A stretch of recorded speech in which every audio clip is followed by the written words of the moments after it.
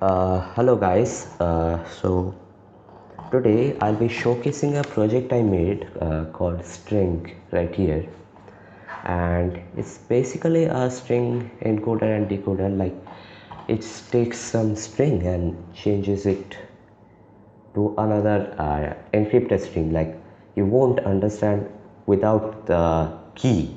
Alright, so that's one, and we are currently in version 0.2.4. So let's showcase it. So we have some a command line to do generate keys, do some debugging, configuration, etc, etc. So so the first thing I want to do is generate one string gen keys in this path, gen keys type random. There is also an option to manually do it, like it will prompt you for all the keys, but I'll be going with random. And there you go, we got the keys.json file right here. Now if we want to fetch something, some keys, then we can do string key path is the path, and key, let's say what is the value of the key A. The key for A is 2. Yeah, alright. Also, we don't have to put this all the time if we have a configuration file. So I'll be doing it right now. String setup, the key path is this, and there's also option for show log. So if some error occurs, then it will be logged to that file. So I'll be disabling it for now. There you go.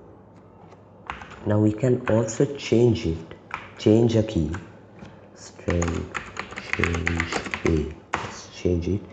I'll be replacing it with this. Yeah, keys.json is updated.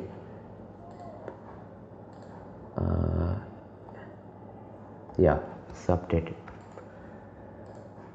So we can also get a copy of the keys.json file using the string copy true, and there you go, we got the copy of the whole keys.json file, not the exact file but the dictionary that is loaded from here.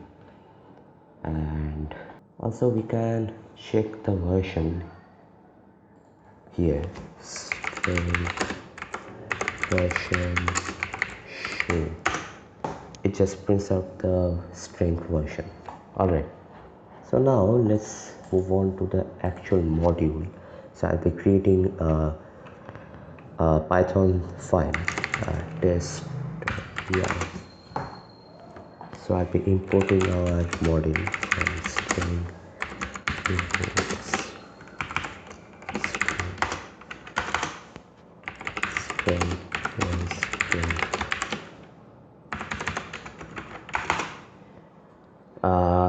We can in the constructors there is a argument called key path, which is by default set to none. If we put the path, then it loads it by itself and stores it into the key file variable. Alright, but if we don't have it, we can use the load keys function to load it later. Now let's encode it something. Dot encode hi hello. Say we want to encode this message, and there you go, we got our message, the encoded message. Now if we want to decode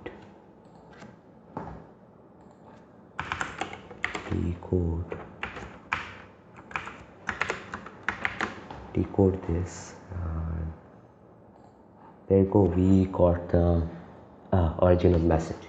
And also if your encoded or decoded message have some special characters, then then then you should add the will be encoded later by human argument to true. You should set it to true. So yeah, so we can do it. So we can decode and encode it later easily. All right. So that's one. And load keys, encode, decode, return keys. It just returns loads the JSON file and returns it as a dictionary. This is just a util function which is used in the decode function. This just returns the version. This one just gets the value of a key, just like the command line. We can also get key